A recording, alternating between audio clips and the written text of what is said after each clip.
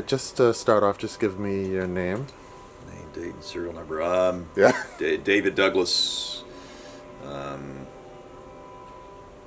longtime TCI resident. Right. So let's start with, tell me how you got interested in traditional boat building here in Turks and Caicos.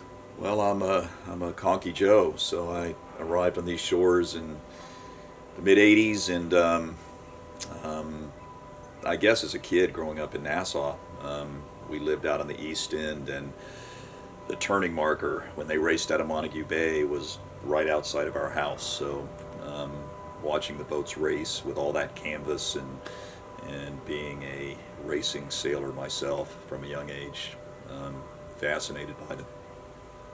And the Caicos sloop, which some may not fully appreciate, it's a working boat, but it's radically different than the Bahamian sloop. So just learning about that. There's not a lot published, but um, trying to help get back to our roots, so to speak.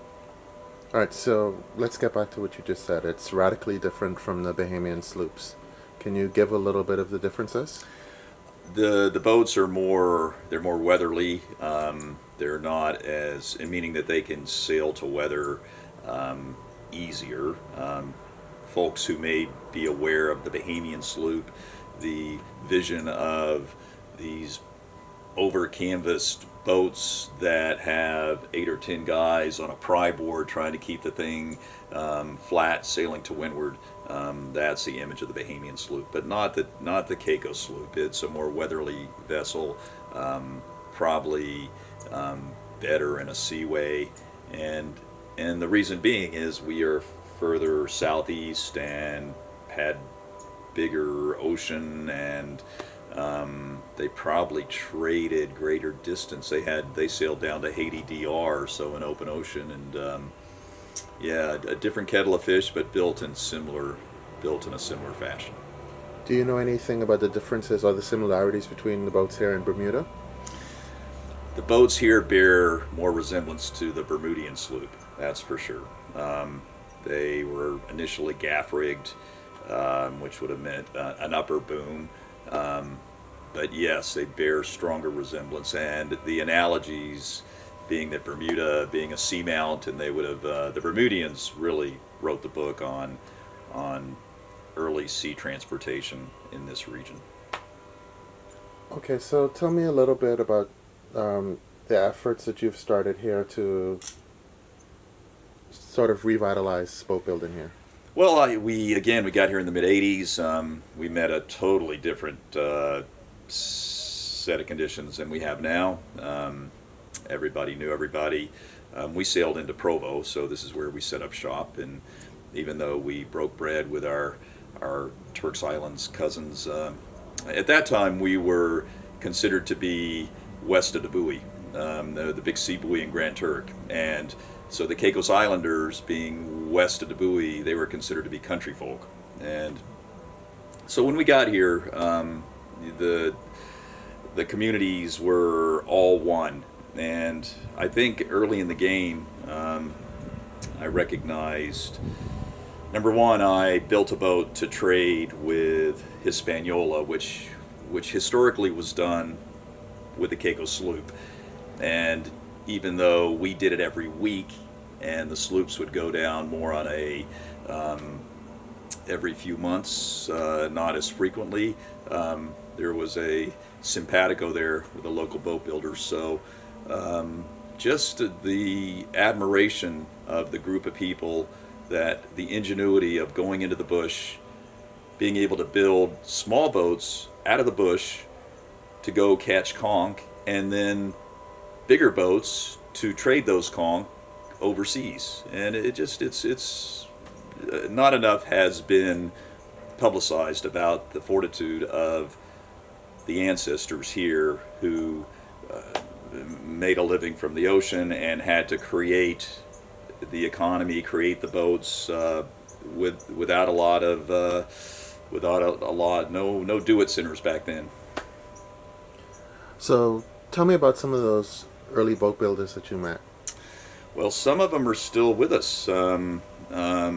James Dean comes to mind, who would have taken the Deans being a Bermudian family, and who would have taken the lessons learned from his father and grandfather and applied them here. James is probably the most prominent link to the past, who is a resident of Wheeland, and builds a particular kind of boat, which you can still see up in Wheeland, by the way, if you go past the conch shack up on the foreshore, blocked up, the Dean boats. Albert Higgs in North Caicos, he's considered to be the godfather. He is a bridge between the past and none of these guys are actively building anymore because they don't really have to.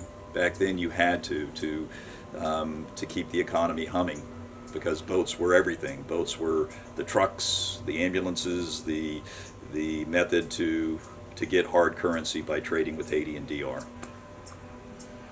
All right, so let's talk about the One Design. That's what you're calling it, right? Yeah. The One Design project. So we a group of us decided to pool our efforts, and the way boat building was addressed here when I arrived, and all the way almost until currently, was individuals would, boat builders would go out of pocket to put together. We have a loose system of A, B, and C class, and they would build one of those classes, and but generally out of pocket, and we would have one or two regattas every year, but to muster the resources was kind of difficult. And so, having been a competitive sailor from the Bahamas, our group saw a niche to be filled, which would allow these boats to be built on a more regular basis and be raced on a more regular basis, head to head. And the One Design, Caicos Sloop One Design project is starting with a C-class boat and building boats that are all the same from a jig. And they built exactly plank on frame as they were back in the day to a traditional Caicos sloop design. The difference being they'd be sloop rigged instead of gaff rigged, but that's how the boats evolved, meaning it didn't have an upper boom. This is not done in the Bahamas. This is something, the Bahamas is still evolving their classes, but they haven't built a class of boats that are all the same. Does that make sense? Yeah. And why do you think this is important, the One Design concept? It's novel, and it allows, you're building a boat on a jig, so you can build a number of boats in succession, and then have a number of boats that can be on a start line. So the way that sailboat racing has evolved is you generally have a one design class. In the Olympic classes, the smallest dinghy, which we race here, would be the Laser. And those things are built to a spec that they might deviate by a couple of pounds, but they're exactly the same. So racing sailors race head to head, and the boats are essentially the same.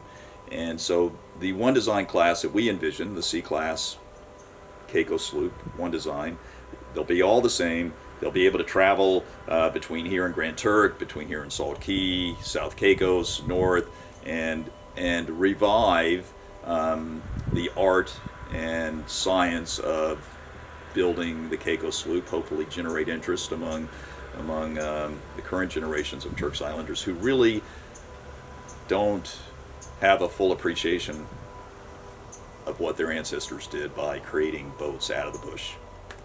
You want to just tell us where you're at in the project now? Well, it's like any project of this nature. It moves ahead in fits and spurts. So most of us have other jobs that we're obligated to do, even though this is a passion for many of us. But so right now we're bringing in these boats. By the way, will be built on commission. So we're bringing in commissions, and we have a few commissions already. We have the museum has donated space at the Provo Museum in the Grace Bay area, which is a good place for people to circulate through and check out the progress. So yeah, we're reigniting the fire, so to speak. It's been a few years in the making, but we feel confident in 2020 we will launch our first boat.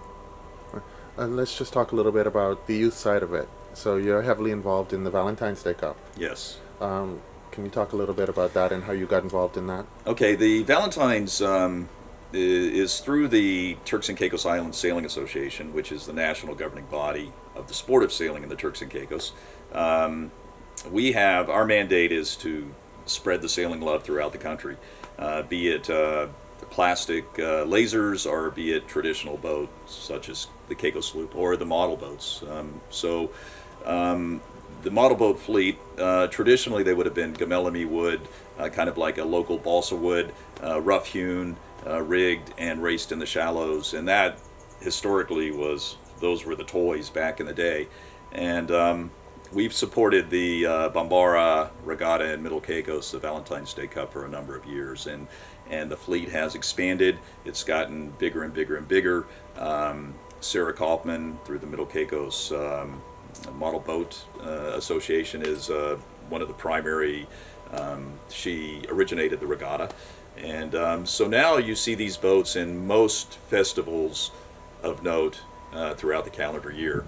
And while they are just models, they are still represent an era of ingenuity, just making your own toys, and they actually function as sailing vessels. And last question.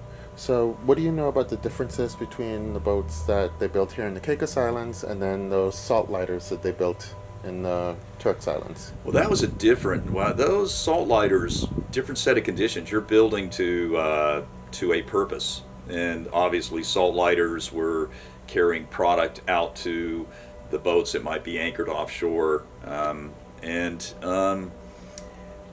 built the same way, plank on frame, but being that it was 80 miles removed and there wasn't a whole lot of contact back then, they evolved as a special little purpose-built design. And but the Caicos sloops we will be building, I think, will harken back to a lot of the Turks and Caicos boats of that era. So we're building something that you can look at and say, yes, that is a boat that is Turks and Caicos like. But they'll be all built in the same manner, where you set up a group of frames and you plank it and deck it, rig it, all built in the same manner. So one interesting component that will be key for what we do is that not only will we expose individuals to the building of the boats, but also to the learning to sail the boats once they're completed, and ultimately learning to race the boats. So we encourage all and sundry to check out what we do. Right now, Caicos Sloop on Facebook, we're just fully flushing all that out, but ultimately there'll be an outreach via video and hopefully regular YouTube postings once we do start to build, and encourage anybody that has an interest to jump in. Water's fine. Anything else you want to say on camera? Just that it's been a long time coming. We look forward to the day when we get out there and trade paint on the race course with and there are the link is gradually breaking between the we feel as though we must celebrate the accomplishments of the ancestors that got us to this point of development. When you have a Ritz-Carlton going up on your main beach, you've I guess you've kind of arrived in development. But it's important to look back for us to these guys that had the ingenuity, again, to go in the bush and to create boats, ocean-going vessels out of the bush. So if we can in any way make that connection, while there's very few of those guys left, hopefully 2020 is our year. Okay. Thank you, David. Yeah, man.